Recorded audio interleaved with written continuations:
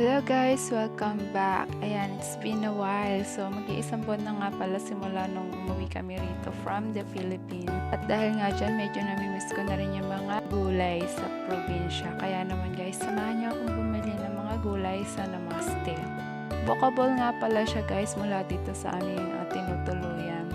19 minutes walk siya, kaya perfect na rin para magmuni-muni. Ayan, magkaroon tayo ng konting sightseeing around the city. So paglabas nga guys, makikita nyo dito yung isa sa pinakamalaking train station dito sa Budapest, ang Keleti. Ayan, pwede siyang i-search guys. Actually maganda yung place, and then maraming tourists din ang nagpapapicture sa harap niyan. So ito nga pala yung street guys na last week nung nagpunta kami dito. Merong magjowa nag-aaway, sinasaktan ng lalaki yung babae. Then yung babae, sobrang iyak niya guys, nakakatakot.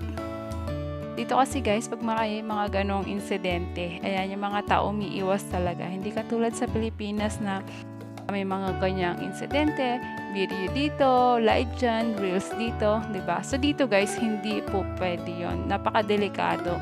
So ayan nga guys, habang naglalakad ako dyan, meron nga pala akong nasalubong na dalawang Pilipino. So marami na nga rin palang Pilipino dito guys. So kahit saan, ayan, may masasalubong kang mga kabayan. Hindi na bago dito yun kasi sobrang dami na talaga mga OFW dito. Sabi nga nila, ang Filipino talaga pang international. Kahit saan ka pumunta, may Filipino.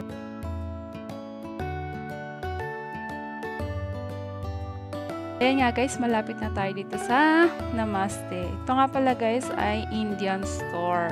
Pero kung makikita nyo guys, ayan, marami silang tinitinda na Pinoy food. Samahan nyo akong pumasok guys, let's go! So ayan, meron silang mga gulay.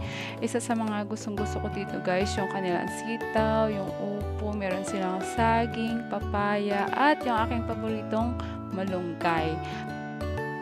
Meron nga din pala sila dito guys, frozen tilapia, bangos, tulingan, at marami pang ibang isda. So, meron din sila dito mga pansit canton, mga condiments, ayan, na gustong-gusto natin mga Pinoy. So, hindi nyo talaga mamimiss ng sobra yung mga gantong bagay dito. Kasi, merong store na nagbebenta talaga ng ganyan. Pati mga sardinas guys, ayan.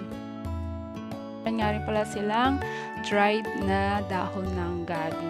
So, hindi ko pa siya na-try, kaya wala akong idea kung masarap ba siya o ano. Ayan, then mga chichirya guys, ayan, na talaga naman na pagka na-miss mo, ayan, dito sa Lamasi talagang available sila. So, ito nga lang guys yung binili ko, upo, sayote, okra. Bumili na rin ako guys ng bagoong at dilis dahil hindi ako nakapagbaon mula Pilipinas. So, yun lang guys, tuwan-tuwa talaga ako. At syempre, isang kabayan na naman ang masayang uuwi ng bahay. Yun lang guys, and thank you for watching. Bye!